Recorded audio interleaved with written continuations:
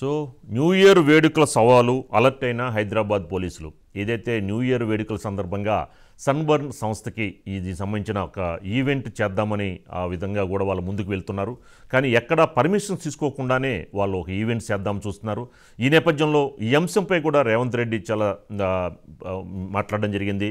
అంటే పోలీసులకి సమాచారం ఉందో తెలియక నాకు ఆల్రెడీ సమాచారం వచ్చింది, ఏంటి దీని మీద ఎందుకని పర్మిషన్ లేకుండానే ఎందుకని మీరు పర్మిషన్స్ ఇచ్చారు అంటే దీనికి అసలు మేము ఎక్కడ పర్మిషన్స్ ఇవ్వలేదని చెప్పడం కూడా జరిగింది.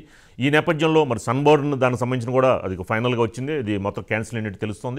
దీనిపైన మనకి మరింత సమాచారం మా క్రైమ్ బ్యూరో మధు అందిస్తారు. మధు, మరి ఏంటి ఎలా చూడొచ్చు అంటారు? మరి సన్బర్న్ యొక్క ఈవెంట్ క్యాన్సిల్ అయింది అనుకోవచ్చా? ఓకే, డెఫినెట్గా 100కి 100% సన్బర్న్ ప్రోగ్రామ్ ఏదైతే ఉందో క్యాన్సల్ అయిపోయింది. హైదరాబాదులో ఇటువంటి ప్రోగ్రామ్ని కూడా సన్బర్న్ వాళ్ళు నిర్వహించడం లేదు. ఎందుకు నిర్వహించడం లేదు అంటే రేవంత్ రెడ్డి దెబ్బ సన్బర్న్ అబ్బా, అంతే. ఇంకా ఎటువంటి అందులో డౌటే లేదు. ఎవరు రేవంత్ రెడ్డికి అయితే ఈ విషయం చెప్పలేదు. కానీ ఆయనే స్వయంగా ఐఏఎస్ ఐపీఎస్ల మీటింగ్లో స్పష్టంగా ఎవరో టికెట్లు అమ్ముతున్నారు, ఆ టికెట్లకు అనుమతి ఎవరైనా ఇచ్చారా అంటే సన్బర్న్ వాళ్ళు టికెట్లు అమ్ముతున్నారు కాబట్టి వాళ్ళకి ఎవరైనా పర్మిషన్ ఇచ్చారా అనే విషయాన్ని ఆయనే అక్కడ లేవనెత్తడంతో అక్కడ ఉన్నటువంటి వారందరూ కూడా షాక్ అయ్యారు. ఎలా తెలిసింది అంటే బిహైండ్ రేవంత్ రెడ్డి ఒక టీం అయితే పనిచేస్తుంది. వీళ్ళు చెప్పినా చెప్పకపోయినా చెప్పాల్సిన విషయం అంతటినీ కూడా రేవంత్ రెడ్డి చెవిలో చెప్పడానికి ఒక టీం అయితే సిద్ధంగా ఉంది అని అయితే తేలిపోయింది. ఇదంతా కూడా ఒక ఎత్తు అయితే ప్రధానంగా మరొక వైపు కూడా గవర్నమెంట్ ఆలోచిస్తుంది. కేంద్రం కూడా చాలా స్పష్టంగా కొన్ని విషయాలు అయితే చెప్పింది.